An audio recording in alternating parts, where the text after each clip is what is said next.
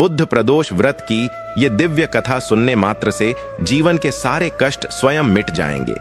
दर्शक बंधु, आज की यह पावन कथा केवल एक कहानी नहीं है, यह वह दिव्य रहस्य है जो भगवान शिव की करुणा और धर्म के अटूट नियमों को प्रकट करता है। कहा जाता है कि बुद्ध प्रदोष व्रत के दिन जो मनुष्य श्रद्धा से इस कथा को सुन लेता है, उसके जीवन के वे दुख भी शांत होने लगते हैं जिनका कोई उपाय उसे स्वयं दिखाई नहीं देता। यह व्रत केवल उपवास नहीं है, यह अपने कर्मों को शुद्ध करने, मन के अंधकार को मिटाने और शिव कृपा को जागृत करने का एक पवित्र अवसर है। आज की इस कथा में आप जानेंगे कैसे एक साधारण मानव अपने जीवन के असहनीय कष्टों से मुक्त हुआ और कैसे भगवान शिव ने बुद्ध प्रदोष के दिन उसके भाग्य की दिशा ही बदल दी। लेकिन ध्यान रहे दर्शक बंधु, यह कथा अधूरी नहीं सुनी जाती, क्योंकि प्रदोष की कथा श्रद्धा के साथ सुनी जाए तो ही अपना पूर्ण फल देती है। तो आइए, मन को शांत कीजिए, शिव नाम का स्मरण कीजिए और आरंभ करते हैं बुद्ध प्रदोष व्रत की इस दिव्य कथा को। लेकिन दर्शक बंधु, बुद्ध प्रदोष व्रत की इस पावन कथा में आगे बढ़ने से पहले आपको एक अत्यंत गंभीर और सत्य बात बताना मेरा धर्म है। हमारे प्राचीन धर्म ग्रंथ गरुड़ पुराण में स्पष्ट कहा गया है कि कोई भी व्रत कथा, विशेष रूप से प्रदोष जैसी शिव कथा, यदि उसे बीच में छोड़ दिया जाए तो वह केवल पुण्य से वंचित होना नहीं है, बल्कि वह पाप की श्रेणी में भी आती है। क्योंकि प्रदोष व्रत की कथा केवल सुनने का विषय नहीं होती, वह शिव भक्ति की एक पूर्ण साधना होती है। अधूरी सुनी गई कथा मन में संदेह, भ्रम और अधूरा सत्य छोड़ देती है, और यही अधूरा सत्य मनुष्य को अनजाने में गलत कर्मों की ओर ले जाता है। इसीलिए आपसे विनम्र निवेदन है कि आज बुद्ध प्रदोष व्रत की इस दिव्य कथा को अंत तक अवश्य सुने, क्योंकि यह केवल एक कथा नहीं, बल्कि कर्म, धर्म और शिव कृपा का दर्पण है, जिसमें प्रत्येक व्यक्ति अपने ही जीवन और अपने ही कर्मों का प्रतिबिंब देख सकता है। संभव है इस कथा का कोई एक वाक्य, कोई एक प्रसंग आपके जीवन के संचित पापों को हल्का कर दे, आपको गलत मार्ग से लौटा लाए और भगवान शिव की करुणा से आपके जीवन के दुखों का अंत कर दे। और यदि आप स्वयं को सच्चा सनातनी मानते हैं तो यह आपका कर्तव्य भी है कि बुद्ध प्रदोष व्रत जैसे पावन संदेश केवल अपने तक सीमित न रखें, इन्हें अधिक से अधिक लोगों तक पहुंचाए, ताकि शिव कृपा से अनेक जीवन अज्ञान के अंधकार से बाहर आ सकें। इसलिए इस वीडियो को लाइक करें, अपने मित्रों और परिवार के साथ साझा करें। तो आइए दर्शक बंधु, पूर्ण श्रद्धा, पूर्ण विश्वास और भगवान शिव के नाम के साथ बुद्ध प्रदोष व्रत की इस दिव्य कथा की शुरुआत करते हैं। बहुत पुराने समय की बात है। भारतवर्ष के एक प्राचीन नगर के पास एक छोटा सा गांव हुआ करता था। उस गांव का माहौल बहुत ही शांत था, लेकिन वहां के लोग अपने अपने जीवन के संघर्षों में उलझे रहते थे। उसी गांव में एक ब्राह्मण रहता था जिसका नाम हीरानाथ था। हीरानाथ वैसे तो जाति से ब्राह्मण था, लेकिन आर्थिक रूप से वह बहुत ही ज्यादा कमजोर था। उसके घर की हालत इतनी खराब थी कि कभी कभी तो 2 वक्त की रोटी का जुगाड़ करना भी उसके लिए पहाड़ जैसा मुश्किल हो जाता था। हीरानाथ का परिवार बहुत बड़ा नहीं था, लेकिन गरीबी के कारण वह छोटा सा परिवार भी उसे भारी लगने लगा था। उसकी पत्नी का नाम पार्वती था। पार्वती, जैसा कि उसका नाम था, बिल्कुल वैसी ही साक्षात देवी समान स्वभाव वाली स्त्री थी। गरीबी और अभावों के बीच रहते हुए भी उसने कभी अपने पति से कोई शिकायत नहीं की थी। वह हर हाल में खुश रहने की कोशिश करती और अपने पति का हर कदम पर साथ देती थी। पार्वती का मानना था कि जो कुछ भी जीवन में मिल रहा है वह ईश्वर की मर्जी है, और सुख दुख तो जीवन के 2 पहिए हैं जो समय के साथ बदलते रहते हैं। हीरानाथ और पार्वती के 3 बेटे थे। सबसे बड़े बेटे का नाम रामलाल था, मंझले का नाम गिरधारी था और सबसे छोटे बेटे का नाम श्यामू था। तीनों बेटे अभी उम्र में छोटे थे, लेकिन गरीबी ने उन्हें समय से पहले ही समझदार बनाने की बजाय थोड़ा जिद्दी बना दिया था। भूख एक ऐसी चीज है जो अच्छे अच्छे संस्कारों को भी कभी कभी दबा देती है। जब रामलाल, गिरधारी और श्यामू को भूख लगती थी तो वे अपनी मां पार्वती के पास जाकर रोने लगते थे। बच्चों को भूख से तड़पता देख हीरानाथ का दिल बैठ जाता था, लेकिन वह लाचार था। हीरानाथ का नियम था कि वह रोज सुबह जल्दी उठता, स्नान करता और भगवान शिव की पूजा करता था।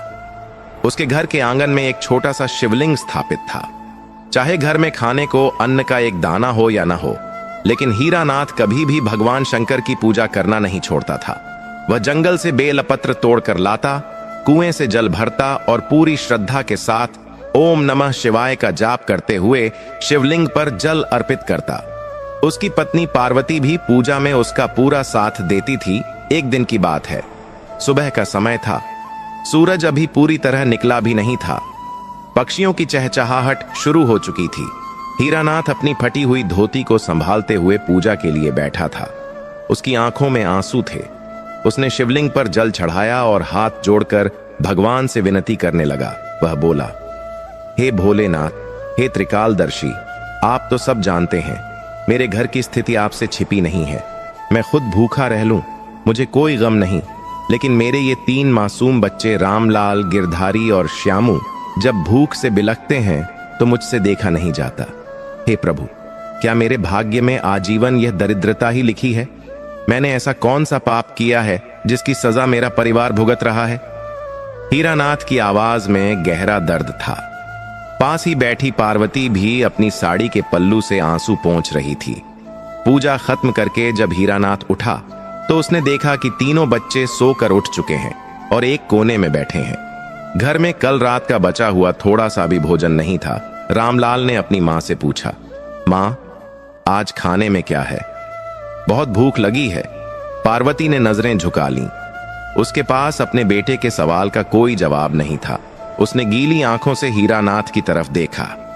हीरानाथ समझ गया कि अब उसे भिक्षा मांगने के लिए निकलना ही पड़ेगा।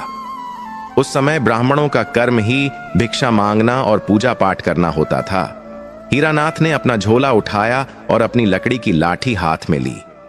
वह पार्वती के पास गया और बोला, पार्वती, तुम बच्चों को दिलासा दो। मैं अभी नगर की ओर जाता हूं। देखता हूं, अगर किसी यजमान के घर से कुछ सीधा या अनाज मिल जाए तो आज के भोजन का प्रबंध हो जाएगा। तुम धीरज रखना और भगवान शिव पर भरोसा रखना। पार्वती ने सिर हिलाया और कहा, स्वामी, आप चिंता न करें, मैं बच्चों को संभाल लूंगी। आप बस अपना ध्यान रखिएगा। और हां, आते समय अगर हो सके तो मंदिर के पास वाले कुएं से थोड़ा जल लेते आना। घर में पीने का पानी भी खत्म हो गया है। हीरानाथ भारी कदमों से घर से बाहर निकला। उसका शरीर कमजोर हो चुका था। कई दिनों से उसे भी भरपेट भोजन नहीं मिला था। चलते चलते उसके पैर लड़खड़ा रहे थे, लेकिन पिता होने का कर्तव्य उसे आगे बढ़ने की शक्ति दे रहा था। गांव की पगडंडियों से होता हुआ वह पास के नगर की ओर चल पड़ा। रास्ते में चलते चलते वह सोच रहा था कि आज अगर भिक्षा नहीं मिली तो क्या होगा। उसके बच्चों के चेहरे उसकी आंखों के सामने घूम रहे थे। श्यामू, जो सबसे छोटा था, वह तो भूख बिल्कुल भी बर्दाश्त नहीं कर पाता था। वह अक्सर रोते रोते ही सो जाता था। यह सब याद करके हीरानाथ का मन और भी व्याकुल हो उठता था। वह नगर में पहुंचा। नगर की चमक दमक देखकर उसे अपनी गरीबी और भी ज्यादा चुभने लगी। वहां बड़े बड़े सेठ साहूकारों के घर थे।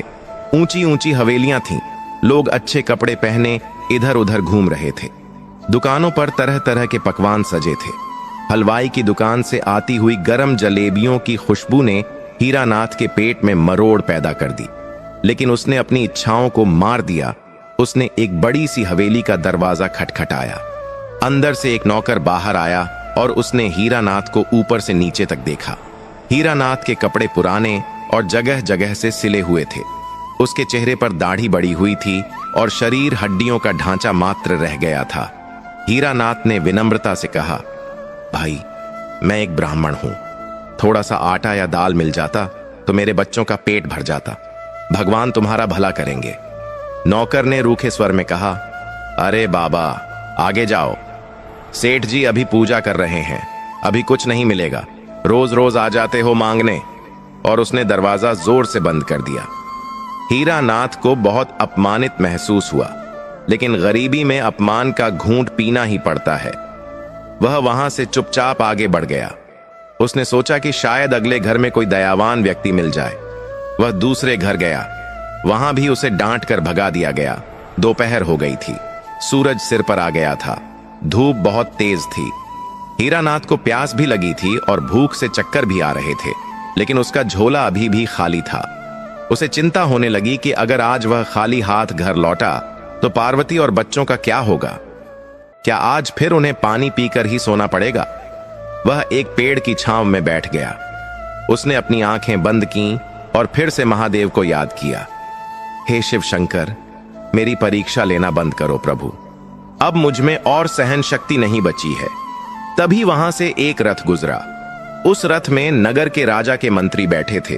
अचानक रथ का पहिया एक गड्ढे में फंस गया। रथ रुक गया। मंत्री जी नीचे उतरे और अपने सारथी को डांटने लगे। सारथी और सिपाही मिलकर पहिया निकालने की कोशिश करने लगे, लेकिन पहिया बहुत बुरी तरह फंसा हुआ था।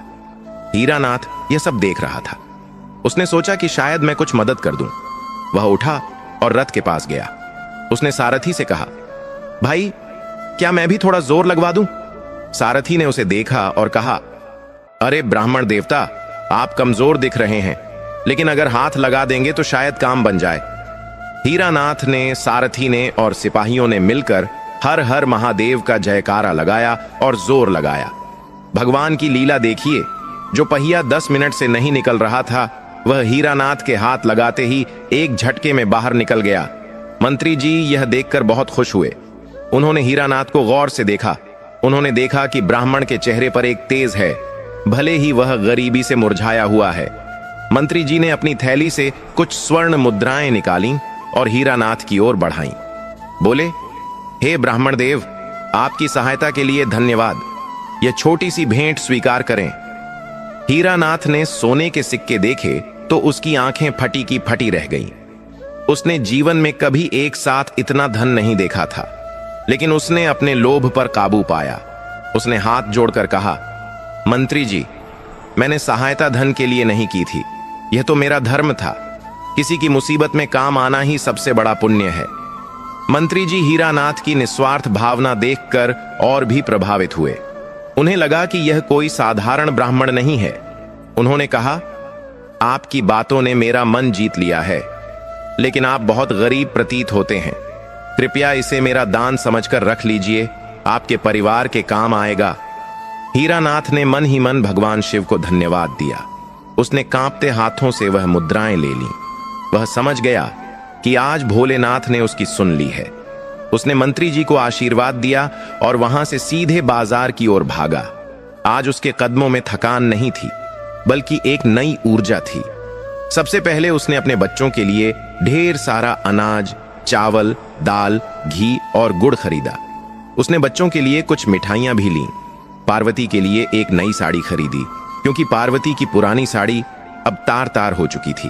अपने तीनों बेटों रामलाल, गिरधारी और श्यामू के लिए भी उसने नए कपड़े खरीदे। झोला अब बहुत भारी हो गया था, लेकिन हीरानाथ को वह बोझ बोझ नहीं लग रहा था। वह खुशी खुशी गांव की ओर लौटा। जब वह घर पहुंचा तो शाम होने वाली थी। बच्चे दरवाजे पर ही बैठे पिता की राह देख रहे थे। श्यामू ने जैसे ही पिता के हाथ में भरा हुआ झोला देखा, वह दौड़कर उनके पास गया और बोला, पिताजी, आज आप क्या लाए हैं? बहुत अच्छी खुशबू आ रही है। हीरानाथ ने मुस्कुराते हुए झोला नीचे रखा और बच्चों को गले लगा लिया। पार्वती भी अंदर से आ गई। जब उसने देखा कि हीरानाथ इतना सारा सामान लेकर आए हैं तो वह हैरान रह गई। उसने पूछा, स्वामी, इतना सब कुछ? आपको इतना धन कहां से मिला? कहीं आपने कोई गलत काम तो नहीं किया? पार्वती को डर था कि गरीबी से तंग आकर कहीं उसके पति ने धर्म का मार्ग तो नहीं छोड़ दिया। हीरानाथ ने हंसते हुए कहा, नहीं पार्वती, यह सब महादेव की कृपा है। और उसने मंत्री वाली पूरी घटना पार्वती को विस्तार से सुनाई। सुनकर पार्वती की आंखों में खुशी के आंसू आ गए। उसने तुरंत हाथ जोड़कर आसमान की ओर देखा और भगवान का धन्यवाद किया। उस रात हीरानाथ के घर में सालों बाद चूल्हा ठीक से जला। पार्वती ने बड़े प्रेम से भोजन बनाया। पूरी, सब्जी और खीर की खुशबू से पूरा घर महक उठा। रामलाल, गिरधारी और श्यामू ने जब भरपेट खाना खाया तो उनके चेहरों पर जो संतोष था, वह देखकर हीरानाथ और पार्वती को लगा जैसे उन्हें स्वर्ग का सुख मिल गया हो। खाना खाने के बाद तीनों बच्चे अपने नए कपड़ों को देख देख कर खुश हो रहे थे। हीरानाथ और पार्वती आंगन में बैठे थे।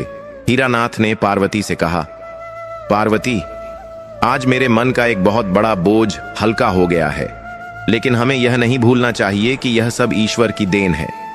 हमें अपनी भक्ति और कम नहीं करनी है, बल्कि अब और ज्यादा नियम से पूजा करनी है। पार्वती बोली, आप सत्य कहते हैं स्वामी। दुख में तो सब सुमिरन करते हैं, लेकिन जो सुख में सुमिरन करता है उसे फिर कभी दुख नहीं देखना पड़ता। हम कल से ही प्रदोष व्रत का नियम भी शुरू करेंगे, लेकिन नियति को शायद कुछ और ही मंजूर था, या यूं कहें कि यह तो बस एक शुरुआत थी उस बड़े खेल की जो समय उनके साथ खेलने वाला था। वह स्वर्ण मुद्राएं तो बस कुछ दिनों का सहारा थीं, लेकिन हीरानाथ के भाग्य में तो अमीरी और गरीबी का एक ऐसा चक्र लिखा था जो उसे और उसके परिवार को पूरी तरह बदलने वाला था। अगले कुछ दिन बहुत अच्छे बीते। घर में खुशियां थीं, लेकिन कहते हैं ना कि मनुष्य का मन बहुत चंचल होता है। अभी तो यह परिवार कृतज्ञ था, लेकिन आने वाला समय इनके स्वभाव की परीक्षा लेने वाला था। हीरानाथ अभी यह नहीं जानता था कि उसके बेटे, जो आज भोजन पाकर इतने खुश हैं, कल धन की चमक देखकर कैसे बदल जाएंगे। समय अपनी गति से चलता रहा। उस रात के बाद हीरानाथ ने उन बची हुई स्वर्ण मुद्राओं को यूं ही खर्च नहीं किया। वह एक समझदार व्यक्ति था। उसने सोचा कि अगर मैं इन पैसों को सिर्फ खाने पीने में उड़ा दूंगा तो कुछ दिनों बाद हम फिर से उसी गरीबी के दलदल में गिर जाएंगे। इसलिए उसने एक योजना बनाई। अगली सुबह हीरानाथ ने अपने शहर के एक बड़े व्यापारी से संपर्क किया। उसने उन स्वर्ण मुद्राओं से थोड़ा सा अनाज और कुछ कपड़े थोक भाव में खरीदे और उन्हें पास के गांव में जाकर बेचने का काम शुरू किया। भगवान की कृपा उसके साथ थी। वह जिस काम में हाथ डालता उसमें उसे मुनाफा ही होता, मानो उसके हाथों में कोई जादू आ गया हो। धीरे धीरे उसका यह छोटा सा व्यापार बढ़ने लगा। जो हीरानाथ कल तक पैदल चलता था और जिसके पैरों में चप्पल तक नहीं थी, कुछ ही महीनों में उसने अपने लिए एक बैलगाड़ी खरीद ली। अब वह बैलगाड़ी पर सामान लादकर दूर दूर के गांवों और नगरों में व्यापार करने जाने लगा। उसकी ईमानदारी और मीठी वाणी के कारण लोग उसी से सामान खरीदना पसंद करते थे। देखते ही देखते 1 साल बीत गया। हीरानाथ की गिनती अब गांव के गरीबों में नहीं, बल्कि खुशहाल लोगों में होने लगी थी। उसके घर में अब खाने पीने की कोई कमी नहीं थी। दूध, दही, घी की नदियां बहती थीं। लेकिन हीरानाथ का मन अभी भी शांत नहीं था। वह अपने बच्चों को दुनिया के हर सुख देना चाहता था जो उसने खुद कभी नहीं भोगे थे। व्यापार और बड़ा। हीरानाथ ने शहर में अपनी एक बड़ी दुकान खोल ली। अब उसे गांव गांव घूमने की जरूरत नहीं थी। लोग खुद उसकी दुकान पर आते थे। लक्ष्मी जी की ऐसी कृपा बरसी कि हीरानाथ के घर में धन के अंबार लग गए। उसने अपने पुराने टूटे फूटे मकान को तुड़वा दिया और वहां एक आलीशान हवेली बनवानी शुरू कर दी। गांव के लोग जो कल तक हीरानाथ को हिकारत की नजर से देखते थे, अब उसे सेठ हीरानाथ कहकर बुलाने लगे। जब वह रास्ते से निकलता तो लोग उसे झुककर प्रणाम करते। यह सब देखकर हीरानाथ को बहुत संतोष मिलता था। उसे लगता था कि उसने अपने जीवन की लड़ाई जीत ली है। लेकिन कहते हैं ना कि ज्यादा सुख और ज्यादा धन कभी कभी इंसान की मति भ्रष्ट कर देता है। हीरानाथ तो अपने व्यापार में इतना व्यस्त हो गया कि उसका ध्यान अपने बच्चों के संस्कारों पर जाना कम हो गया। दूसरी तरफ रामलाल, गिरधारी और श्यामू अब बड़े हो रहे थे। गरीबी उन्होंने बचपन में देखी थी, लेकिन अब जवानी की दहलीज पर कदम रखते ही उन्हें अपार धन दौलत मिल गई थी। तीनों भाई अब राजकुमारों की तरह रहते थे। वे महंगे से महंगे रेशमी कपड़े पहनते, कीमती गहने पहनते और पूरे गांव में शान से घूमते। उनके दोस्तों की एक टोली बन गई थी जो हर वक्त उनकी जी हुजूरी करती रहती थी। पैसा पास होने के कारण रामलाल, गिरधारी और श्यामू के अंदर अहंकार का बीज अंकुरित होने लगा था। शुरुआत में तो यह अहंकार छोटा था, लेकिन धीरे धीरे इसने एक विशाल रूप ले लिया। एक दिन की बात है, हवेली के निर्माण का काम चल रहा था। एक बूढ़ा मजदूर ईंटों का बोझ उठाकर ला रहा था। उसका पैर फिसला और वह गिर पड़ा। ईंटें गिर गईं और उनमें से एक ईंट रामलाल के नए जूतों पर गिर गई, जिससे जूतों पर थोड़ी सी धूल लग गई। रामलाल गुस्से से आग बबूला हो गया। उसने उस बूढ़े मजदूर को उठाने की बजाय उसे जोर से ठोकर मारी और चिल्लाया, अंधे हो क्या? दिखाई नहीं देता? मेरे कीमती जूते गंदे कर दिए। तुम्हारी महीने भर की कमाई से भी महंगे हैं ये जूते। बूढ़ा मजदूर हाथ जोड़कर गिड़गिड़ाने लगा, मालिक, गलती हो गई, मेरा पैर फिसल गया था, मुझे माफ कर दीजिए छोटे मालिक। लेकिन रामलाल का गुस्सा शांत नहीं हुआ। उसने पास पड़ा एक डंडा उठाया और उस बूढ़े को मारने के लिए दौड़ा। तभी वहां पार्वती ओम आ गई। उसने यह दृश्य देखा तो वह दौड़कर बीच में आ गई और रामलाल का हाथ पकड़ लिया। पार्वती ने डांटते हुए कहा, रामलाल, ये क्या कर रहे हो? ये तुम्हारे पिता की उम्र के हैं। इनसे गलती हो गई तो क्या तुम इन पर हाथ उठाओगे? क्या यही संस्कार दिए हैं हमने तुम्हें? रामलाल ने झटके से अपनी मां का हाथ छुड़ाया और बोला, मां, तुम बीच में मत बोलो। तुम तो बस दिन भर पूजा पाठ में लगी रहती हो। तुम्हें दुनियादारी की क्या समझ? यह नौकर है और इसे अपनी औकात में रहना चाहिए। अगर हम इन्हें नहीं दबाएंगे तो ये हमारे सिर पर चढ़ जाएंगे। पार्वती अपने बेटे के मुंह से ऐसी बातें सुनकर सन्न रह गई। उसने कभी सोचा भी नहीं था कि उसका सीधा साधा रामलाल इतना कठोर हो सकता है। गिरधारी और श्यामू भी वहीं खड़े थे और वे अपने बड़े भाई की बातों पर हंस रहे थे। पार्वती समझ गई कि धन ने उसके बच्चों की आंखों पर पट्टी बांध दी है। उसने शाम को हीरानाथ से बात करने का फैसला किया। रात को जब हीरानाथ घर आया तो वह बहुत खुश था। उसे आज व्यापार में बहुत बड़ा लाभ हुआ था। उसने आते ही पार्वती को सोने का एक हार दिया। पार्वती ने हार को एक तरफ रख दिया और उदास होकर बैठ गई। हीरानाथ ने पूछा, क्या हुआ पार्वती, तुम खुश नहीं दिख रही? देखो, मैं तुम्हारे लिए कितना कीमती हार लाया हूं। पार्वती ने कहा, स्वामी, मुझे हार नहीं चाहिए। मुझे हमारे पुराने दिन चाहिए। जब हम गरीब थे तो कम से कम हमारे बच्चे संस्कारी तो थे। आज हमारे पास सब कुछ है, लेकिन हमारे बच्चों के पास दया और मानवता नहीं बची है। हीरानाथ ने हंसते हुए कहा, अरे पगली, तुम खामखा चिंता करती हो। बच्चे हैं, अभी जवान खून है, थोड़ा बहुत तो रौब दिखाएंगे ही ना। आखिर इतने बड़े सेठ के बेटे हैं। तुम चिंता मत करो, समय के साथ सब समझ जाएंगे। पार्वती ने उसे समझाने की बहुत कोशिश की, रामलाल वाली घटना भी बताई, लेकिन हीरानाथ ने उसे हल्के में टाल दिया। उसे लगा कि पार्वती ज्यादा सोच रही है। हीरानाथ को अपनी दौलत और अपने बेटों पर बहुत गर्व था। समय और आगे बढ़ा। अब तीनों भाइयों की शादी की उम्र हो गई। हीरानाथ ने बड़ी धूमधाम से अपने तीनों बेटों की शादियां बड़े बड़े घरानों में की। घर में 3 बहुएं आ गईं, लेकिन जैसी संगति वैसी मति। रामलाल, गिरधारी और श्यामू का व्यवहार अपनी पत्नियों के साथ भी बहुत अच्छा नहीं था, और जो बहुएं आईं वे भी धनवान घरों की थीं, इसीलिए उनमें भी बहुत अभिमान था। घर में अब पूजा पाठ का शोर कम और पार्टियों का शोर ज्यादा होने लगा। हीरानाथ ने घर के आंगन में जो शिवलिंग स्थापित किया था, अब वहां की सफाई करने वाला कोई नहीं था। हीरानाथ खुद भी अब काम में इतना व्यस्त रहने लगा कि उसे पूजा के लिए समय नहीं मिलता था।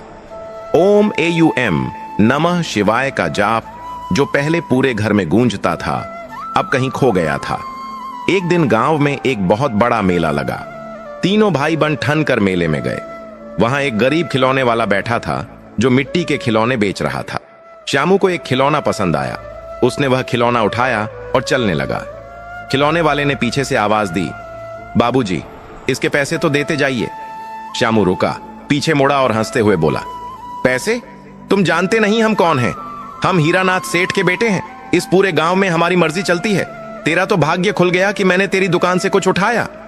खिलौने वाला गरीब था, लेकिन स्वाभिमानी था। उसने कहा, बाबूजी, आप कितने भी बड़े आदमी हो, लेकिन गरीब का हक मारना पाप होता है। मुझे मेरे मेहनत के पैसे चाहिए।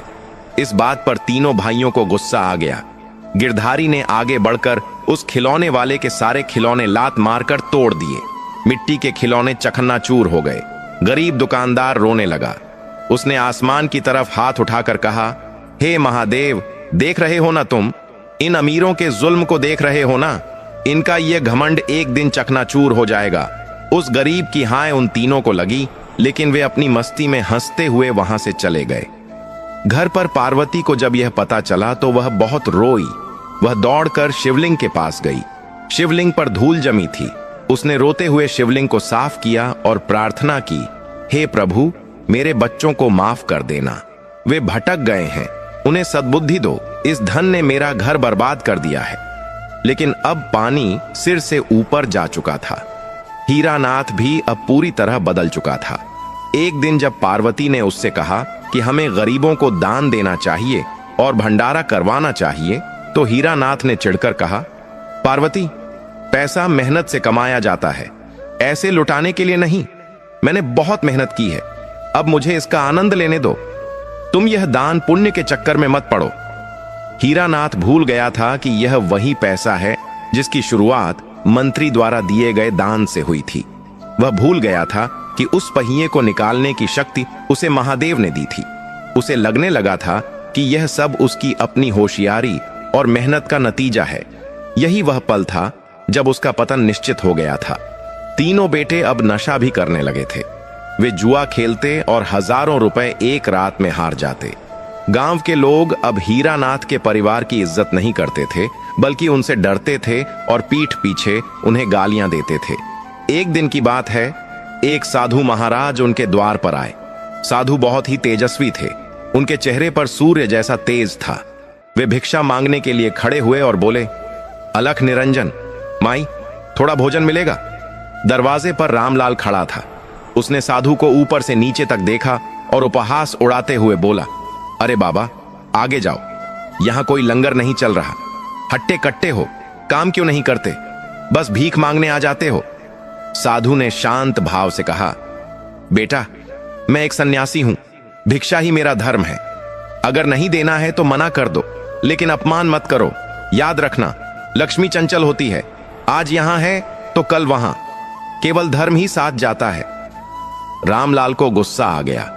उसने अपने कुत्ते को साधु के पीछे छोड़ दिया। कुत्ता भौंकते हुए साधु की ओर दौड़ा।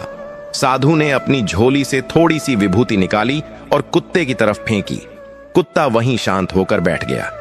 फिर साधु ने रामलाल की आंखों में आंखें डालकर देखा। उनकी आंखों में एक अजीब सी चमक थी, जिससे रामलाल भी एक पल के लिए घबरा गया।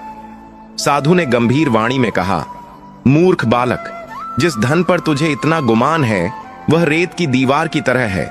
तूने एक संत का अपमान किया है, तूने दरिद्रों को सताया है। तेरा यह अहंकार ही तेरे विनाश का कारण बनेगा। जिस शिव की कृपा से यह सब मिला था, अब उसी शिव के कोप का भाजन बनना पड़ेगा। इतना कहकर साधु वहां से मुड़ गए और तेजी से चले गए। रामलाल कुछ देर तक सुन्न खड़ा रहा, लेकिन फिर उसने सिर झटका और अंदर चला गया। उसने सोचा, अरे, ऐसे बहुत से बाबा आते जाते रहते हैं। लेकिन उसे नहीं पता था कि वह कोई साधारण साधु नहीं थे। वह तो साक्षात समय की चेतावनी देने आए थे। उस दिन के बाद से घर का माहौल अजीब सा होने लगा। अचानक व्यापार में कुछ दिक्कतें आने लगीं। हीरानाथ के गोदाम में आग लग गई, जिससे लाखों का माल जलकर खाक हो गया। लेकिन हीरानाथ के पास इतना पैसा था कि उसे इस नुकसान से ज्यादा फर्क नहीं पड़ा। उसने सोचा कि यह तो बस एक दुर्घटना है, परंतु यह दुर्घटना नहीं थी। यह तो शुरुआत थी उस ढलान की जिस पर अब उसका पूरा परिवार फिसलने वाला था। पार्वती का मन बहुत घबरा रहा था। उसे बुरे सपने आने लगे थे। उसे सपने में दिखता कि उसका आलीशान महल खंडहर बन गया है और वे लोग फिर से सड़क पर आ गए हैं। वह हीरानाथ को समझाती, लेकिन हीरानाथ सुनने को तैयार ही नहीं था। उसके बेटे अब उसकी भी नहीं सुनते थे। वे अपनी मनमानी करते। वे पिता के व्यापार से पैसा चुराकर जुए और शराब में उड़ाने लगे। घर में क्लेश बढ़ने लगा। तीनों बहुएं आपस में लड़ती रहती थीं। शांति तो जैसे उस घर से हमेशा के लिए चली गई थी। और फिर वह काली रात आई जिसने हीरानाथ की जिंदगी को हमेशा के लिए बदल कर रख दिया। राजा के दरबार से एक फरमान आया। खबर मिली कि हीरानाथ के गोदामों में कुछ अवैध सामान मिला है, जो कि उसके बेटों ने अपने गलत दोस्तों के कहने पर छिपा रखा था। उस रात हवेली में सन्नाटा तो था, लेकिन वह शांति वाला सन्नाटा नहीं, बल्कि आने वाले तूफान से पहले की खामोशी थी। अभी हीरानाथ और उसका परिवार रात का भोजन करके सोने की तैयारी ही कर रहे थे कि अचानक हवेली के मुख्य द्वार पर जोर जोर से धक्का मारने की आवाजें आने लगीं। खोलो, दरवाजा खोलो, राजा का आदेश है। बाहर से भारी भरकम आवाजें आईं। हीरानाथ घबरा गया। उसके माथे पर पसीना आ गया। उसने जल्दी से जाकर दरवाजा खोला। सामने राजा के सैनिक भाले और तलवारें लिए खड़े थे। उनके साथ नगर का कोतवाल भी था। हीरानाथ ने डरते हुए पूछा, क्या बात है कोतवाल साहब, इतनी रात गए आप लोग यहां? सब कुशल मंगल तो है?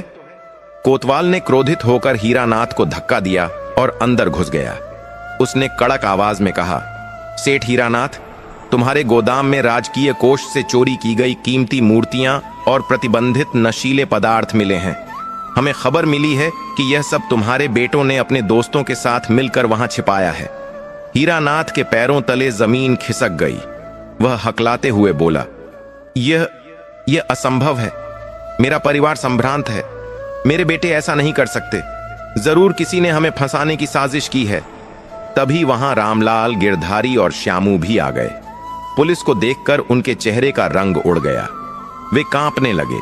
उनकी चोरी पकड़ी गई थी। दरअसल बुरी संगत में पड़कर उन्होंने जल्दी पैसा कमाने के लालच में तस्करों का सामान अपने पिता के गोदाम में रखवा दिया था, जिसके बदले उन्हें मोटा कमीशन मिला था। कोतवाल ने इशारा किया और सैनिकों ने तीनों भाइयों को गिरफ्तार कर लिया। हथकड़ियां पहना दी गईं। हवेली में कोहराम मच गया। बहुएं रोने लगीं। पार्वती बदहवास होकर अपने बेटों की तरफ दौड़ी, लेकिन सैनिकों ने उसे रोक दिया। हीरानाथ कोतवाल के पैरों में गिर पड़ा। उसने अपनी पगड़ी उतारकर कोतवाल के चरणों में रख दी और गिड़गिड़ाते हुए बोला, कोतवाल साहब, रहम कीजिए, मेरे बच्चों को ले मत जाइए। हमारी इज्जत मिट्टी में मिल जाएगी। आप जितना पैसा मांगेंगे मैं देने को तैयार हूं। बस इस मामले को यहीं रफा दफा कर दीजिए। कोतवाल एक ईमानदार अफसर था। उसने हीरानाथ को ठोकर मारी और कहा, शर्म नहीं आती सेठ? पहले गुनाह करते हो और फिर रिश्वत देने की कोशिश करते हो। अब तुम्हारी यह दौलत तुम्हें नहीं बचा पाएगी। राजा का आदेश सख्त है। कल सुबह दरबार में फैसला होगा। सैनिक तीनों बेटों को घसीटते हुए ले गए। हीरानाथ और पार्वती रोते बिलखते पीछे पीछे दौड़े, लेकिन रथ धूल उड़ाते हुए निकल गया। अगली सुबह राजा के दरबार में हीरानाथ और उसके तीनों बेटे अपराधी की तरह खड़े थे। पूरा नगर तीन तमाशा देखने आया था। वही लोग जो कल तक हीरानाथ को झुककर सलाम करते थे, आज उसे चोर और बेईमान कहकर ताने मार रहे थे। हीरानाथ शर्म से सिर झुकाए खड़ा था। राजा ने कड़ा फैसला सुनाया। उन्होंने कहा, हीरानाथ, यद्यपि तुम नगर के प्रतिष्ठित व्यापारी थे, लेकिन तुम्हारे बेटों ने जो अपराध किया है वह क्षमा योग्य नहीं है। चूंकि यह सामान तुम्हारे गोदाम से मिला है, इसलिए तुम भी इसके जिम्मेदार हो। राजा ने दंड सुनाते हुए कहा, हीरानाथ की सारी संपत्ति राजकोष में जब्त कर ली जाए। इसकी दुकानें, गोदाम और हवेली नीलाम की जाएंगी और उससे जो धन मिलेगा वह सरकारी खजाने में जमा होगा। इसके अलावा इन तीनों भाइयों को 1 साल के कठोर कारावास की सजा सुनाई जाती है। लेकिन अगर हीरानाथ अपने बेटों की रिहाई चाहता है तो उसे अपनी पाई पाई बेचकर जुर्माना भरना होगा।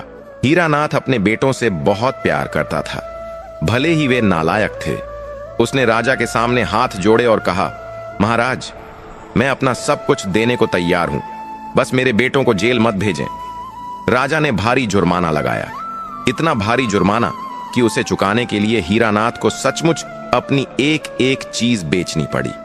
उसकी आलीशान हवेली बिक गई, उसकी दुकानें बिक गईं, गोदाम, बैलगाड़ियां, यहां तक कि घर के कीमती फर्नीचर और बहुओं के गहने तक बेचने पड़े।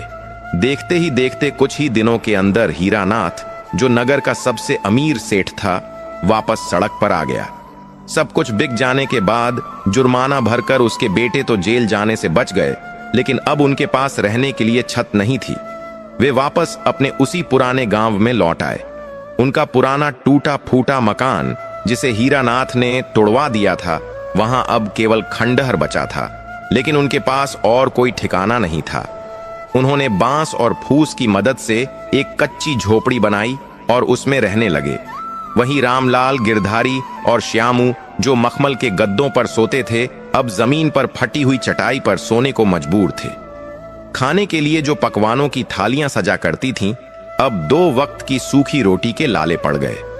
लेकिन दुख की बात यह थी कि गरीबी आने के बाद भी बेटों का अहंकार नहीं गया था। वे अब भी अपनी गलती मानने को तैयार नहीं थे। वे उल्टा अपने पिता को ही कोसते रहते थे। रामलाल चिल्लाकर कहता, पिताजी, अगर आपने वह हवेली नहीं बेची होती और थोड़ी होशियारी दिखाई होती तो आज हम सड़क पर नहीं होते। आपने सब कुछ गंवा दिया। गिरधारी कहता, हाँ, और वह साधु, उस दिन उस साधु ने जो कहा था वह सब बकवास था। यह सब तो पिताजी की मूर्खता के कारण हुआ है।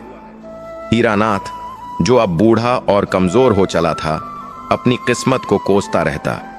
वह चुपचाप एक कोने में बैठा रहता। पार्वती फिर से दूसरों के घरों में बर्तन मांजने और झाड़ू पोछा करने का काम करने लगी ताकि घर में चूल्हा जल सके। हीरानाथ की हालत बहुत दयनीय हो गई थी। वह शर्म के मारे घर से बाहर भी नहीं निकलता था। उसे वे दिन याद आते जब वह शान से चलता था। अब उसे लगता कि लोग उस पर हंस रहे हैं। एक दिन शाम को पार्वती काम करके लौटी। वह बहुत थकी हुई थी। उसने देखा कि हीरानाथ अंधेरे में बैठा रो रहा है। पार्वती पास गई और उसके कंधे पर हाथ रखा। बोली, स्वामी, जो हुआ उसे भूल जाइए। शायद इसमें भी ईश्वर की कोई मर्जी होगी। याद है, जब हम पहले गरीब थे तब भी तो हम खुश थे। हमारे पास भक्ति थी, संतोष था। हमें फिर से उसी रास्ते पर चलना चाहिए। हीरानाथ ने गुस्से में पार्वती का हाथ झटक दिया। वह चिल्लाया, बंद करो अपना यह उपदेश। किस ईश्वर की बात कर रही हो? उसी शिव की जिसकी मैंने जीवन भर पूजा की। अगर वह होता तो क्या मेरे साथ ऐसा अन्याय होने देता? मैंने कौन सा पाप किया था? मैंने तो लोगों की मदद भी की थी, भंडारे भी करवाए थे। फिर मेरे साथ ही ऐसा क्यों हुआ? गरीबी और अपमान ने हीरानाथ के अंदर की श्रद्धा को खत्म कर दिया था। अब वह नास्तिक जैसा हो गया था। उसने पूजा पाठ बिल्कुल बंद कर दिया था। यहां तक कि जो छोटा सा शिवलिंग वे अपनी पुरानी झोपड़ी से साथ लाए थे, वह भी अब एक कोने में उपेक्षित पड़ा था। समय बीतता गया। घर के हालात बद से बदतर होते गए। तीनों बेटे कोई काम धंधा नहीं करते थे। उन्हें मेहनत करने की आदत नहीं थी। वे दिन भर घर में पड़े रहते या गांव में इधर उधर घूमते और जुआ खेलने की कोशिश करते, लेकिन पैसे न होने के कारण मार खाकर वापस आ जाते। घर में रोज लड़ाई झगड़े होते। बहुएं जो अमीर घरों से आई थीं, वे इस गरीबी को बर्दाश्त नहीं कर पा रही थीं। एक एक करके तीनों बहुएं अपने अपने मायके चली गईं। उन्होंने साफ कह दिया कि वे इस भिखारी के घर में नहीं रह सकती। अब घर में केवल बूढ़ा हीरानाथ, पार्वती और उनके 3 नालायक बेटे रह गए थे। एक दिन मूसलाधार बारिश हो रही थी। उनकी झोपड़ी की छत टपक रही थी। घर में खाने को एक दाना नहीं था। श्यामू भूख से तड़प रहा था।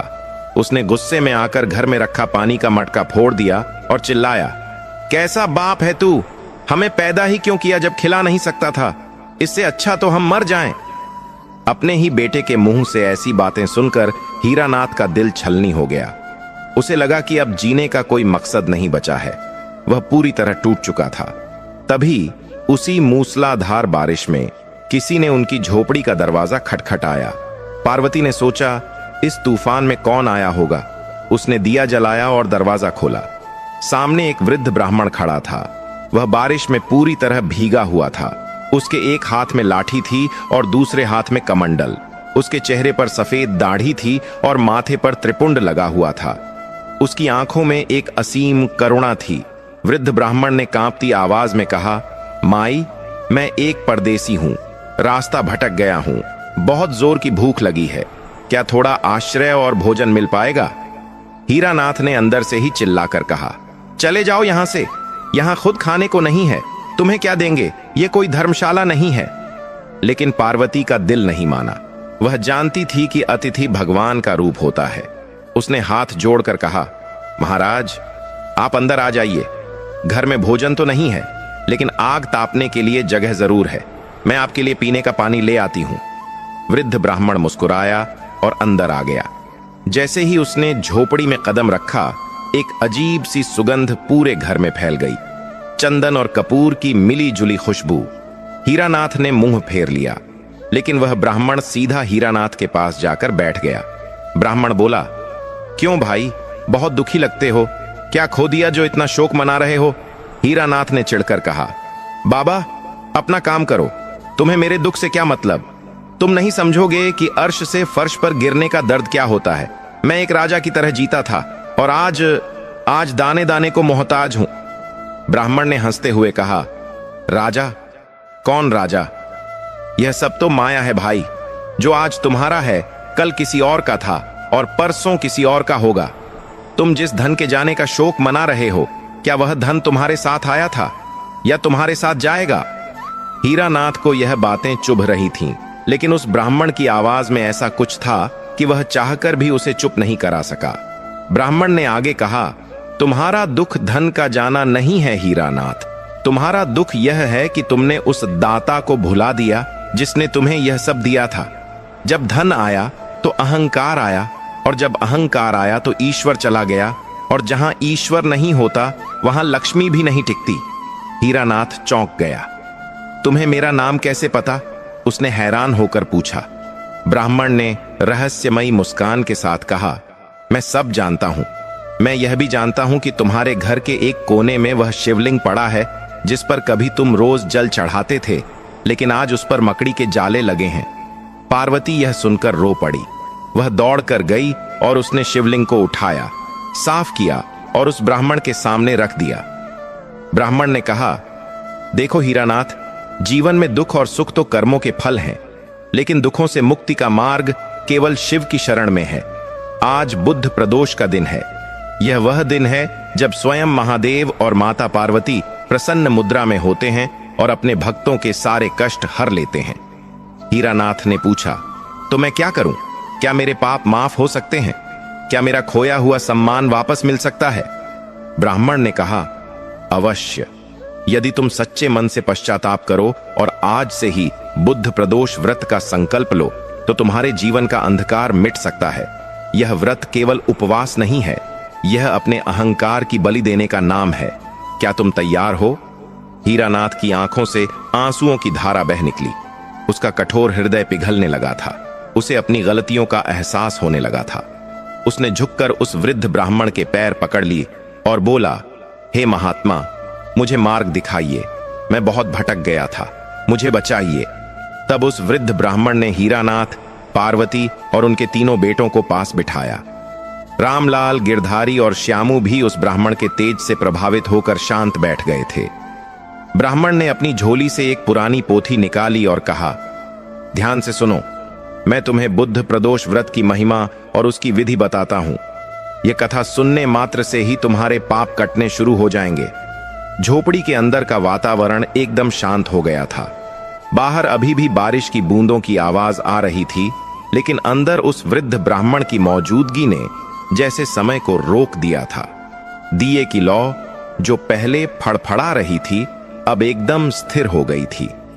हीरानाथ, पार्वती और उनके तीनों बेटे रामलाल, गिरधारी और श्यामू मंत्रमुग्ध होकर उस ब्राह्मण की ओर देख रहे थे।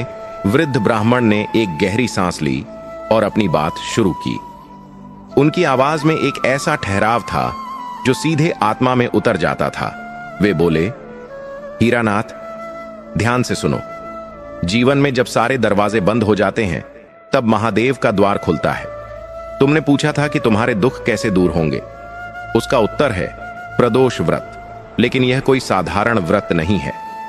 हर महीने की त्रयोदशी तिथि को प्रदोष कहा जाता है, और जब यह त्रयोदशी बुधवार के दिन आती है तो उसे बुद्ध प्रदोष कहते हैं। बुधवार का संबंध बुद्धि और गणेश जी से भी है और शिव जी से भी। जो मनुष्य अपनी खोई हुई संपत्ति, खोया हुआ सम्मान और अपनी संतानों की सद्बुद्धि वापस चाहता है, उसके लिए यह व्रत कल्प वृक्ष के समान है। हीरानाथ ने हाथ जोड़कर पूछा, हे महाराज, इस व्रत की क्या महिमा है और वह कथा क्या है जिसके सुनने मात्र से पाप कट जाते हैं? ब्राह्मण ने अपनी आंखें मूंद लीं, जैसे वे किसी और ही दुनिया में देख रहे हों। फिर उन्होंने कथा आरंभ की। बहुत पुराने समय की बात है। विदर्भ देश में एक न्यायप्रिय राजा राज्य करता था। उसका राज्य बहुत खुशहाल था। प्रजाओं सुखी थी, खेतों में अनाज लहलहाता था और व्यापार दूर दूर तक फैला हुआ था। लेकिन कहते हैं ना कि समय का चक्र हमेशा एक जैसा नहीं रहता। अचानक उस राज्य पर पड़ोसी देश के क्रूर राजा ने आक्रमण कर दिया। वह राजा बहुत दुष्ट था और उसकी सेना बहुत विशाल थी। विदर्भ के राजा ने अपनी पूरी ताकत से लड़ाई की। युद्ध के मैदान में तलवारें खनखना उठीं, हाथियों की चिंगाड़ और घोड़ों की टाप से धरती कांपने लगी। राजा ने वीरता की मिसाल पेश की, लेकिन शत्रु की विशाल सेना के आगे उसकी एक न चली। अंत में राजा युद्ध भूमि में वीर गति को प्राप्त हुआ। राजा की मृत्यु होते ही शत्रु सेना ने नगर में लूटपाट मचानी शुरू कर दी। वे घरों को जलाने लगे और लोगों को मारने लगे। यह खबर जब राजमहल में पहुंची तो वहां हाहाकार मच गया। रानी, जो उस समय अपने छोटे से पुत्र राजकुमार धर्मगुप्त के साथ अंतपुर में थी, यह खबर सुनकर सन्न रह गई। मंत्री ने भागते हुए आकर रानी से कहा, महारानी जी, अब यहां रुकना सुरक्षित नहीं है। शत्रु सेना महल के द्वार तोड़ रही है। अगर वे यहां पहुंच गए तो वे राजकुमार को जीवित नहीं छोड़ेंगे। आपको तुरंत यहां से निकलना होगा।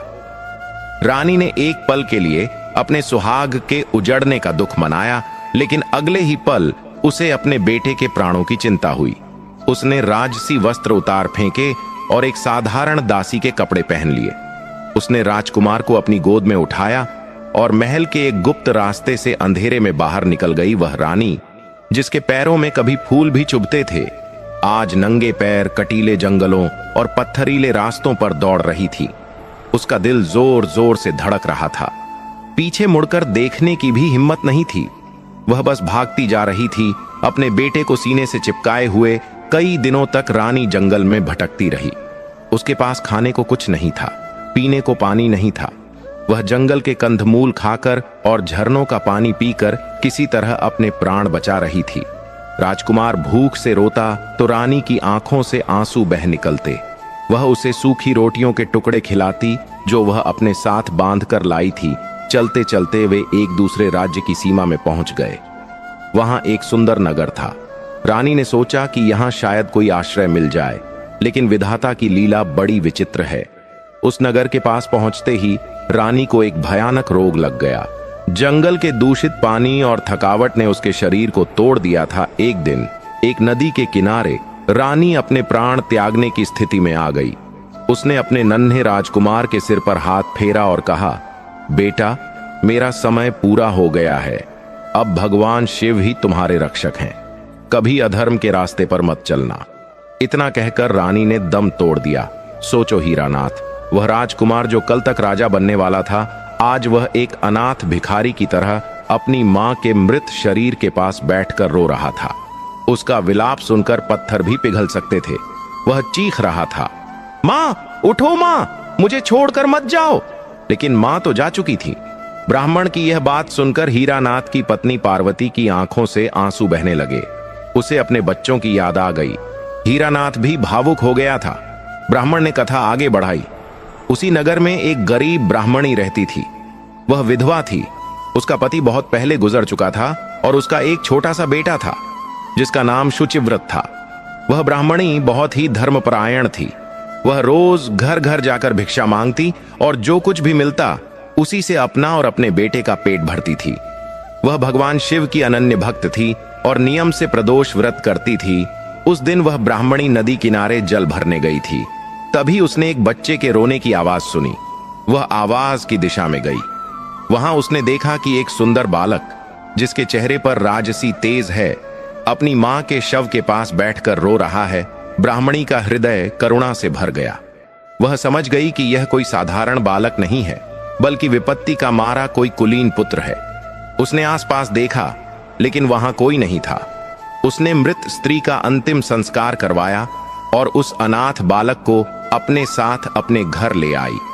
ब्राह्मणी ने उस राजकुमार का नाम भी अपने बेटे जैसा ही माना और उसे अपने सगे बेटे की तरह पालने लगी। अब उस छोटी सी कुटिया में दो बालक पलने लगे, एक ब्राह्मण पुत्र शुचिव्रत और दूसरा वह राजकुमार धर्मगुप्त। ब्राह्मणी की गरीबी बहुत ज्यादा थी। भिक्षा में जो मिलता उसे वह 3 हिस्सों में बांट देती। कभी कभी तो उन्हें भूखे ही सोना पड़ता। लेकिन उस ब्राह्मणी ने कभी राजकुमार को यह महसूस नहीं होने दिया कि वह पराया है। वह दोनों बच्चों को समान प्रेम देती और उन्हें अच्छे संस्कार सिखाती। वह उनसे कहती, बच्चों, गरीबी हमारा वर्तमान है, लेकिन हमारा भविष्य हमारे कर्मों पर निर्भर करता है। कभी चोरी मत करना, कभी झूठ मत बोलना और हमेशा महादेव पर विश्वास रखना। समय बीतता गया। दोनों बालक बड़े होने लगे। वे दोनों बहुत सुंदर और समझदार थे। राजकुमार धर्मगुप्त को अपने पिछले जीवन की यादें धुंधली हो गई थीं, लेकिन उसके रक्त में जो राजसी गुण थे वे धीरे धीरे प्रकट होने लगे थे। वह निडर था और उसमें नेतृत्व करने की क्षमता थी। वहीं ब्राह्मण पुत्र शुचिव्रत बहुत ही ज्ञानी और शांत स्वभाव का था। एक दिन की बात है, दोनों बालक जंगल में लकड़ियां बीनने गए थे। वहां उन्हें एक बहुत ही तेजस्वी अर्षि मिले। वे अर्षि शांडिल्य थे। वे एक वटवृक्ष के नीचे समाधि लगाए बैठे थे। दोनों बालकों ने बड़ी श्रद्धा से अर्षि के चरण स्पर्श किए और वहीं हाथ जोड़कर खड़े हो गए। अर्षि ने अपनी आंखें खोली। वे त्रिकालदर्शी थे। उन्होंने राजकुमार धर्मगुप्त को देखते ही पहचान लिया। वे उसके भूत, वर्तमान और भविष्य को एक क्षण में जान गए। अर्षि शांडिल्य ने राजकुमार से कहा, वत्स, तुम एक साधारण बालक नहीं हो, तुम विदर्भ देश के राजकुमार हो। तुम्हारे पिता एक वीर राजा थे जिन्हें शत्रुओं ने मार डाला और तुम्हारा राज्य छीन लिया। यह जो ब्राह्मणी तुम्हें पाल रही है, यह तुम्हारी सगी मां नहीं है, लेकिन इसका प्रेम सगी मां से भी बढ़कर है। राजकुमार यह सुनकर हैरान रह गया। उसकी आंखों में आंसू आ गए। उसे अपनी धुंधली यादें फिर से ताजा होने लगीं।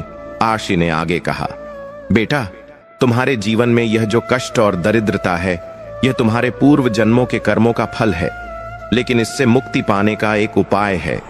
राजकुमार ने अर्षि के चरणों में सिर रखकर कहा, हे गुरुदेव, मुझे उपाय बताइए। मैं अपने खोए हुए राज्य को वापस पाना चाहता हूं, ताकि मैं इस मां के उपकारों का बदला चुका सकूं जिसने मुझे भीख मांगकर पाला है। मैं अपने पिता के हत्यारों को दंड देना चाहता हूं।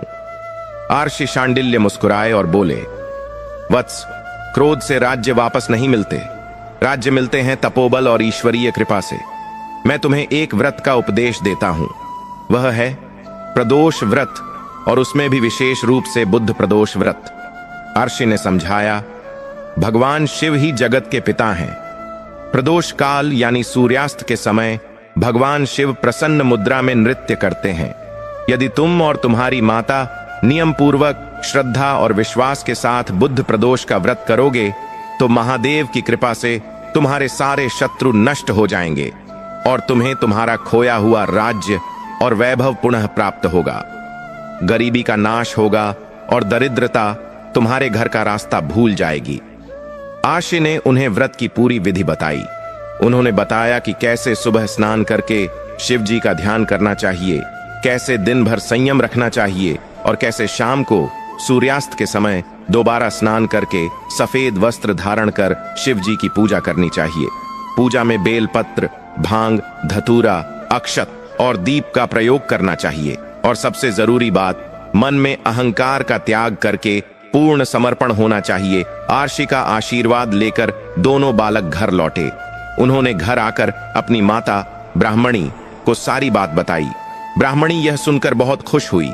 उसे लगा कि उसके जीवन के संघर्षों का अंत निकट है। अगले ही हफ्ते बुधवार था और त्रयोदशी तिथि भी थी, यानी बुद्ध प्रदोष का शुभ योग बन रहा था। उस गरीब परिवार ने, जिनके घर में खाने को पूरा भोजन भी नहीं था, अर्षि के बताए अनुसार व्रत करने का संकल्प लिया। हीरानाथ, अब ध्यान से सुनना। यहीं से उस राजकुमार के भाग्य का पलटना शुरू हुआ। बुधवार की सुबह हुई। ब्राह्मणी और दोनों बालकों ने नदी में स्नान किया। उनके पास चढ़ाने के लिए कीमती वस्त्र या आभूषण नहीं थे, लेकिन उनके पास जो सबसे कीमती चीज थी वह थी श्रद्धा। उन्होंने जंगल से ताजे बेलपत्र तोड़े, जंगली फूल इकट्ठे किए और मिट्टी के शिवलिंग के सामने बैठकर पूजा शुरू की। पूरा दिन उन्होंने निर्जल उपवास रखा। भूख और प्यास से उनके कंठ सूख रहे थे, लेकिन उनका मन शिव के ध्यान में लगा था। शाम को प्रदोष काल आया। सूर्य डूब रहा था और आसमान में लालिमा छाई थी। उन्होंने फिर से स्नान किया और गीले कपड़ों में ही शिवलिंग की पूजा की। उन्होंने प्रार्थना की, हे महादेव, हम अज्ञानी हैं, हम निर्धन हैं, हमारे पास आपको देने के लिए कुछ नहीं है, बस ये आंसुओं के अर्घ्य हैं और यह बेलपत्र है। हमारी लाज रखना प्रभु। उनकी पूजा संपन्न हुई। उन्होंने प्रसाद के रूप में केवल जल ग्रहण किया और भगवान का नाम लेते हुए सो गए। उस रात राजकुमार को एक सपना आया। उसने देखा कि भगवान शिव अपने नंदी पर सवार होकर आए हैं और उन्होंने उसके सिर पर हाथ रखकर कहा है, उठो राजकुमार, तुम्हारा वनवास समाप्त हुआ, अब कर्म भूमि में उतरने का समय आ गया है। अगली सुबह जब राजकुमार उठा तो उसे अपने अंदर एक नई ऊर्जा महसूस हुई। उसे लगा कि उसकी भुजाओं में 10 हाथियों का बल आ गया है। उसे नहीं पता था कि आज का दिन उसके जीवन में क्या बदलाव लाने वाला है। उस दिन राजकुमार जंगल में थोड़ा दूर निकल गया। वहां उसने देखा कि कुछ गंधर्व कन्याएं खेल रही हैं। उनमें से एक कन्या बहुत ही सुंदर थी, जो किसी अप्सरा से कम नहीं थी। वह विदर्भ के पड़ोसी राज्य के राजा की बेटी थी, जिसका नाम अंशुमति था। राजकुमार को देखते ही राजकुमारी अंशुमति उस पर मोहित हो गई। राजकुमार के वस्त्र फटे पुराने थे, लेकिन उसके चेहरे का तेज किसी सूर्य जैसा था। राजकुमारी ने अपनी सखियों को दूर भेजा और राजकुमार के पास आई। उसने पूछा, हे युवक, तुम कौन हो? तुम्हारी वेशभूषा तो दरिद्रों जैसी है, लेकिन तुम्हारा मुखमंडल किसी राजपुत्र जैसा चमक रहा है। तुम इस घने जंगल में क्या कर रहे हो? राजकुमार ने निडरता से अपना परिचय दिया। उसने सच सच बता दिया कि वह विदर्भ का निर्वासित राजकुमार है और अब एक ब्राह्मण के घर में रहता है। यह सुनकर राजकुमारी और भी प्रभावित हुई। उसे लगा कि यही वह वर है जिसके लिए वह तपस्या कर रही थी। उसने मन ही मन राजकुमार को अपना पति मान लिया। उसने राजकुमार से कहा, मैं गांधर्व राज की पुत्री अंशुमति हूं। मैं कल अपने पिता से बात करूंगी। तुम कल इसी समय यहां आना। राजकुमार वापस घर लौटा। उसने यह बात अपनी माता और भाई को बताई। ब्राह्मणी ने कहा, बेटा, यह सब प्रदोष व्रत का ही प्रभाव है। महादेव तुम्हारे लिए रास्ते खोल रहे हैं। अगले दिन राजकुमार फिर उसी जगह गया। वहां राजकुमारी अकेली नहीं थी, बल्कि उसके साथ उसके पिता गंधर्व राज भी थे। गंधर्व राज ने राजकुमार को ऊपर से नीचे तक देखा। एक पल के लिए उन्हें लगा कि यह गरीब युवक मेरी बेटी के योग्य कैसे हो सकता है, लेकिन तभी आर्षि शांडिल्य वहां प्रकट हुए। गंधर्व राज ने आर्षि को प्रणाम किया। आर्षि ने राजा से कहा, राजन, संदेह मत करो, यह युवक साक्षात शिव की कृपा का पात्र है। इसका राज्य भले ही छीन लिया गया हो, लेकिन इसका भविष्य चक्रवर्ती सम्राट बनने का है। अपनी पुत्री का विवाह इससे कर दो, तुम्हारा भी कल्याण होगा। आर्षि की आज्ञा और अपनी पुत्री की इच्छा को देखते हुए गंधर्वराज तैयार हो गए। उन्होंने जंगल में ही विधि विधान के साथ अपनी पुत्री अंशुमति का विवाह राजकुमार धर्मगुप्त से कर दिया, लेकिन यह तो केवल एक शुरुआत थी। विवाह के उपहार में गंधर्वराज ने राजकुमार को कुछ ऐसा दिया जिसकी कल्पना भी किसी ने नहीं की थी। गंधर्वराज के पास एक विशाल गंधर्व सेना थी, जो हवा से बातें करती थी और जिसके पास दिव्यास्त्र थे। गंधर्वराज ने अपनी चतुरंगिणी सेना राजकुमार को भेंट कर दी और कहा, दामाद जी, अब जाइए और अपने शत्रुओं का नाश करके अपना राज्य वापस लीजिए। सोचो हीरानाथ, जो राजकुमार कल तक लकड़ियां बीनता था, आज वह एक विशाल सेना का सेनापति था। यह है शिव की कृपा, यह है प्रदोष व्रत का चमत्कार। राजकुमार धर्मगुप्त ने उस गंधर्व सेना को साथ लिया। उसका भाई शुचिव्रत उसका मंत्री बना और उन्होंने विदर्भ देश पर चढ़ाई कर दी। शत्रु राजा, जिसने विदर्भ पर कब्जा किया था, वह भोग विलास में डूबा था। उसे सपने में भी गुमान नहीं था कि वह छोटा सा राजकुमार, जो सालों पहले गायब हो गया था, वह मौत बनकर लौटेगा। युद्ध हुआ, और क्या भयंकर युद्ध हुआ। राजकुमार की तलवार बिजली की तरह चमक रही थी। उसने एक ही दिन में शत्रु सेना के पैर उखाड़ दिए। शाम होते होते शत्रु राजा मारा गया और विदर्भ के किले पर फिर से धर्मगुप्त का भगवा ध्वज लहराने लगा। पूरा नगर हर हर महादेव के जयकारों से गूंज उठा। प्रजा अपने राजकुमार को वापस पाकर खुशी से झूम उठी। राजकुमार धर्मगुप्त का राज्याभिषेक हुआ। वह राजा बना। उसने अपनी पालक माता, उस गरीब ब्राह्मणी को राजमाता का दर्जा दिया और अपने भाई शुचिव्रत को राज्य का प्रधानमंत्री बनाया। वह ब्राह्मणी, जो कभी भीख मांगती थी, अब राजमहलों में रहती थी, लेकिन उसने अपना नियम नहीं छोड़ा। वह और राजा धर्मगुप्त पूरी जिंदगी नियम से प्रदोष व्रत करते रहे। इस व्रत के प्रभाव से राजा धर्मगुप्त ने हजारों वर्षों तक सुखपूर्वक राज्य किया।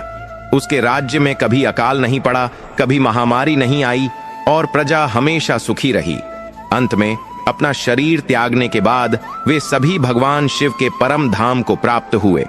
वृद्ध ब्राह्मण ने कथा समाप्त की और हीरानाथ की ओर देखा। हीरानाथ, यह कथा हमें सिखाती है कि चाहे मनुष्य पर कितनी भी बड़ी विपत्ति क्यों ना आ जाए, यदि वह धैर्य नहीं खोता और भगवान शिव की शरण में जाता है तो उसका कल्याण निश्चित है। राजा धर्मगुप्त ने गरीबी में भी धर्म नहीं छोड़ा, इसीलिए उसे राज्य मिला। तुमने अमीरी में धर्म छोड़ दिया था, इसीलिए तुम्हें गरीबी मिली। हीरानाथ की आंखों से पश्चाताप के आंसू लगातार बह रहे थे। वह समझ गया था कि उसकी भूल कहां हुई थी। उसने रोते हुए कहा, महाराज, मेरी आंखें खुल गई हैं। मैं बहुत बड़ा पापी हूं। मैंने धन के अहंकार में अपने पिता समान महादेव को भुला दिया। क्या मेरे जैसे पापी का भी उद्धार हो सकता है? ब्राह्मण ने मुस्कुराते हुए कहा, शिव तो भोलेनाथ हैं। वे केवल भाव के भूखे हैं। आज बुद्ध प्रदोष है, अभी प्रदोष काल शेष है। उठो हीरानाथ, अपने बेटों के साथ मिलकर उस शिवलिंग को साफ करो और सच्चे मन से क्षमा मांगो। तुम्हारा कल्याण अवश्य होगा। झोपड़ी के अंदर का दृश्य अब पूरी तरह बदल चुका था। बाहर तूफान शांत हो रहा था, लेकिन हीरानाथ और उसके परिवार के मन में चल रहा तूफान अब भक्ति के सागर में विलीन होने वाला था। उस वृद्ध ब्राह्मण के वचनों ने हीरानाथ की सोई हुई आत्मा को झकझोर कर जगा दिया था। हीरानाथ कांपते हुए खड़ा हुआ। उसके साथ उसके तीनों बेटे रामलाल, गिरधारी और श्यामू भी खड़े हो गए। उनकी आंखों में अब वह पुराना अहंकार नहीं था, बल्कि पछतावे के आंसू थे। पार्वती ने जल्दी से जाकर घर के कोने में पड़े उस पुराने लोटे में पानी भरा। घर में पूजा की कोई सामग्री नहीं थी, न चंदन, न अक्षत, न धूप। लेकिन उस ब्राह्मण ने कहा था, महादेव सामग्री के नहीं, भाव के भूखे हैं। हीरानाथ ने लड़खड़ाते कदमों से उस कोने की ओर कदम बढ़ाया जहां शिवलिंग उपेक्षित पड़ा था। उसने अपने हाथों से शिवलिंग पर लगे जाले हटाए, धूल साफ की। उसके हाथ कांप रहे थे। जैसे ही उसने ठंडे पत्थर के शिवलिंग को स्पर्श किया, उसका शरीर सिहर उठा। उसे याद आया कि कैसे वह अपने अच्छे दिनों में इसी शिवलिंग की पूजा करता था और कैसे बुरे दिनों में उसने इसे ठुकरा दिया था। हे प्रभु, मैं अपराधी हूं। हीरानाथ फूट फूट कर रो पड़ा। मैंने आपके दिए हुए सुख को अपना अधिकार समझ लिया था। मैंने गरीबों को सताया, संतों का अपमान किया। मुझे क्षमा कर दो भोलेनाथ, मुझे क्षमा कर दो। रामलाल, गिरधारी और श्यामू भी अपने पिता के पीछे हाथ जोड़कर बैठ गए। उन्होंने भी रोते हुए कहा, हे ईश्वर, हमें सद्बुद्धि दो, हम भटक गए थे। पार्वती ने वह पानी का लोटा हीरानाथ के हाथ में दिया। हीरानाथ ने ओम नमः शिवाय का जाप करते हुए वह जल शिवलिंग पर अर्पित किया। उसके आंसुओं की बूंदें भी उस जल के साथ मिलकर शिवलिंग का अभिषेक कर रही थीं। जैसे ही जल की अंतिम बूंद शिवलिंग पर गिरी, झोपड़ी में एक चमत्कार हुआ। जिस जगह वह वृद्ध ब्राह्मण बैठा था, वहां से अचानक एक दिव्य प्रकाश फूट पड़ा। वह प्रकाश इतना तेज था कि हीरानाथ और उसके परिवार को अपनी आंखें बंद करनी पड़ी। झोपड़ी की दीवारें जो मिट्टी की थीं, वे उस प्रकाश में सोने की तरह चमकने लगीं।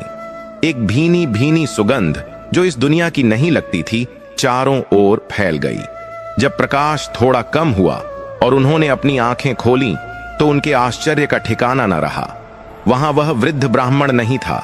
उनके स्थान पर स्वयं साक्षात देवों के देव महादेव खड़े थे।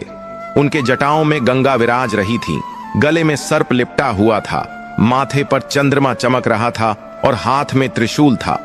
उनके चेहरे पर करोड़ों सूर्यों जैसा तेज और चंद्रमा जैसी शीतलता थी।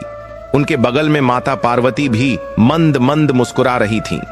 हीरानाथ, उसकी पत्नी और तीनों बेटे भय और विस्मय से थर थर कांपने लगे। वे तुरंत जमीन पर लेट गए और भगवान के चरणों में अपना सिर रख दिया। उनकी वाणी रुक गई थी, बस आंखों से अविरल धारा बह रही थी। भगवान शिव ने अपनी गंभीर और मेघ जैसी गर्जना वाली आवाज में कहा, उठो हीरानाथ। हीरानाथ ने डरते डरते सिर उठाया। महादेव बोले, मैं तुम्हारी परीक्षा ले रहा था। मैं देखना चाहता था कि सुख में तुम मुझे भूलते हो या याद रखते हो। मनुष्य का असली चरित्र धन आने पर ही पता चलता है। तुमने और तुम्हारे बेटों ने धन के मद में अहंकार किया, निर्बलों को सताया, इसीलिए तुम्हें दंड मिला। क्योंकि मैं अपने भक्तों का अहंकार कभी रहने नहीं देता, उसे तोड़ देता हूं। भगवान ने आगे कहा, किंतु आज तुमने सच्चे मन से पश्चाताप किया है। तुमने प्रदोष काल में मेरी पूजा की है और अपनी गलतियों को स्वीकारा है। तुम्हारा यह प्रदोष व्रत और तुम्हारे आंसू ही तुम्हारी सबसे बड़ी पूजा है। मैं तुम पर प्रसन्न हूं। हीरानाथ ने हाथ जोड़कर कहा, प्रभु, मुझे धन नहीं चाहिए, मुझे बस अपनी शरण में ले लीजिए। मैं उस नरक जैसी अमीरी में वापस नहीं जाना चाहता जिसने मुझे आपसे दूर कर दिया था। शिवजी मुस्कुराए और बोले, हीरानाथ, धन बुरा नहीं होता, धन का मोह और अहंकार बुरा होता है। अब तुम तपकर कुंदन बन चुके हो, जाओ, मैं तुम्हें आशीर्वाद देता हूं। तुम्हारा खोया हुआ सब कुछ तुम्हें वापस मिलेगा, लेकिन इस बार वह धन तुम्हारे विनाश का नहीं बल्कि जन कल्याण का कारण बनेगा। याद रखना, जिस दिन फिर से अहंकार आया, मैं फिर से सब कुछ हर लूंगा। इतना कहकर भगवान शिव और माता पार्वती ने अपना हाथ उठाकर उन्हें आशीर्वाद दिया और देखते ही देखते वे अंतर्धान हो गए। झोपड़ी में फिर से सन्नाटा छा गया, लेकिन अब वहां अंधेरा नहीं था, एक अजीब सी शांति थी। हीरानाथ और उसका परिवार देर तक उसी जगह बैठा रहा जहां भगवान प्रकट हुए थे। उन्हें विश्वास ही नहीं हो रहा था कि स्वयं त्रिभुवन के स्वामी उनकी कुटिया में आए थे। उस रात किसी को नींद नहीं आई, वे बस भगवान की लीला का गुणगान करते रहे। अगली सुबह हुई, सूरज निकला, आसमान साफ था, तूफान जा चुका था। अभी वे लोग सुबह की दिनचर्या में लगे ही थे कि उन्होंने घोड़ों की टाप सुनी। उन्होंने देखा कि राजा का रथ उनकी झोपड़ी की तरफ आ रहा है। हीरानाथ डर गया, उसे लगा कि शायद कोई नई मुसीबत आने वाली है। रथ रुका, उसमें से वही मंत्री उतरे जिन्होंने सालों पहले हीरानाथ को दान दिया था, लेकिन आज उनके साथ राजा के सिपाही नहीं बल्कि आदर सम्मान के साथ कुछ सेवक थे। मंत्री जी ने हीरानाथ को देखा और दौड़कर उसे गले लगा लिया। हीरानाथ हैरान था, यह क्या हो रहा है मंत्री जी? मंत्री जी ने कहा, सेठ हीरानाथ, बधाई हो, राजा ने आपको याद किया है। दरअसल कल रात राजा के गुप्तचरों ने असली अपराधी को पकड़ लिया है। वह तुम्हारा कोई दुश्मन व्यापारी था जिसने तुम्हारे बेटों को फंसाने के लिए वह अवैध सामान तुम्हारे गोदाम में रखवाया था और तुम्हारे बेटों को गुमराह किया था। राजा को अपनी गलती का बहुत पछतावा है कि उन्होंने बिना पूरी जांच किए तुम्हें इतना कड़ा दंड दिया। हीरानाथ की आंखों में आंसू आ गए। सत्य कहते हैं मंत्री जी? हां, मंत्री ने कहा, और राजा ने आदेश दिया है कि तुम्हारी नीलाम की गई सारी संपत्ति, तुम्हारी हवेली, तुम्हारी दुकानें और तुम्हारा सारा पैसा तुम्हें ब्याज सहित वापस लौटाया जाए। इसके अलावा तुम्हारे मान सम्मान को जो ठेस पहुंची है, उसके लिए राजा ने तुम्हें नगर सेठ की उपाधि देने की घोषणा की है। हीरानाथ ने आसमान की तरफ देखा और हाथ जोड़ लिए। हे महादेव, यह सब आपकी ही लीला है। रामलाल, गिरधारी और श्यामू भी यह सुनकर खुशी से झूम उठे, लेकिन इस बार उनकी खुशी में उछाला नहीं था बल्कि एक ठहराव था। उन्होंने मंत्री जी के पैर छुए और अपनी पिछली गलतियों के लिए माफी मांगी। उसी दिन हीरानाथ अपने परिवार के साथ वापस अपनी हवेली में लौटा। हवेली को फिर से सजाया गया। जब वे हवेली में प्रवेश कर रहे थे तो रामलाल ने रुककर कहा, पिताजी रुकिए। हीरानाथ ने पूछा, क्या हुआ बेटा?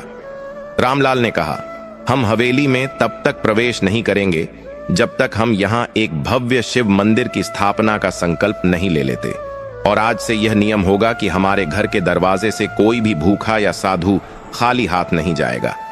हीरानाथ ने अपने बेटे को गले लगा लिया। बिल्कुल सही कहा बेटा, धीरे धीरे सब कुछ पहले जैसा बल्कि उससे भी बेहतर हो गया। हीरानाथ का व्यापार फिर से चल पड़ा। तीनों बेटे, जो पहले कामचोर और अहंकारी थे, अब दिन रात मेहनत करते थे। वे मजदूरों के साथ बैठकर खाना खाते, गरीबों की मदद करते और अपने पिता के साथ कंधे से कंधा मिलाकर व्यापार संभालते। उनकी सुधरी हुई आदतों और व्यवहार की खबर जब उनकी पत्नियों हीरानाथ की बहुओं तक पहुंची तो वे भी अपने मायके से वापस आ गईं। उन्होंने देखा कि उनके पति अब बदल चुके हैं। घर में अब शराब और जुए की जगह भजन और कीर्तन होता था। जो घर कल तक नर्क बन गया था, अब वह सचमुच का स्वर्ग बन गया था। हीरानाथ ने अपनी कमाई का एक बड़ा हिस्सा धर्म के कार्यों में लगाना शुरू किया। उसने गांव में एक पाठशाला बनवाई, गरीबों के लिए औषधालय खोला और एक बहुत ही सुंदर शिव मंदिर बनवाया। हर प्रदोष को और विशेषकर बुद्ध प्रदोष को हीरानाथ के घर में विशाल पूजा और भंडारा होता था। दूर दूर से लोग वहां प्रसाद ग्रहण करने आते थे। एक दिन वही बूढ़ा मजदूर जिसे रामलाल ने लात मारी थी, काम मांगने आया। रामलाल ने उसे पहचाना। वह अपनी गद्दी से उठा, उस मजदूर के पास गया और उसके पैर छूकर माफी मांगी। रामलाल बोला, काका, मुझे माफ कर दो। उस दिन मैंने जवानी और धन के नशे में आपका अपमान किया था। आज मैं आपसे हाथ जोड़कर क्षमा मांगता हूं। मजदूर की आंखों में आंसू आ गए। उसने रामलाल को गले लगा लिया और कहा, बेटा, सुबह का भूला अगर शाम को घर आ जाए तो उसे भूला नहीं कहते। महादेव तुम्हारा कल्याण करें। हीरानाथ यह सब दूर से देख रहा था। उसके मन को जो संतोष मिला वह करोड़ों की दौलत से भी बड़ा था। जीवन के अंतिम समय तक हीरानाथ और उसका परिवार भगवान शिव की भक्ति में लीन रहा। उन्होंने अपने नाती पोतों को भी यही संस्कार दिए और जब अंत समय आया तो हीरानाथ और पार्वती ने स्वेच्छा से भगवान का नाम लेते हुए अपने प्राण त्यागे और शिवलोक को प्राप्त हुए। निष्कर्ष तो दोस्तों यह थी बुद्ध प्रदोष व्रत की महिमा। इस कहानी से हमें यह शिक्षा मिलती है कि धन का अहंकार विनाश का कारण है। रावण हो या हीरानाथ, जिसने भी अभिमान किया उसका पतन निश्चित हुआ। ईश्वर हर हाल में साथ है, चाहे सुख हो या दुख। भगवान की भक्ति नहीं छोड़नी चाहिए। दुख में तो सब याद करते हैं, लेकिन जो सुख में याद रखता है उसे दुख कभी छू भी नहीं पाता। प्रदोष व्रत का चमत्कार। जो व्यक्ति सच्चे मन से प्रदोष का व्रत करता है और शिव की आराधना करता है, उसके जीवन के बड़े से बड़े संकट पल भर में दूर हो जाते हैं। गरीबी अमीरी में बदल जाती है और दुर्भाग्य सौभाग्य में। अगर आपके जीवन में भी कष्ट है, काम नहीं बन रहे हैं या घर में कलह है, तो आप भी पूरे विश्वास के साथ बुद्ध प्रदोष का व्रत करें और शिव जी पर भरोसा रखें। वे परम दयालु हैं। वे आपकी झोली भी खुशियों से भर देंगे। उम्मीद है आपको यह कहानी पसंद आई होगी।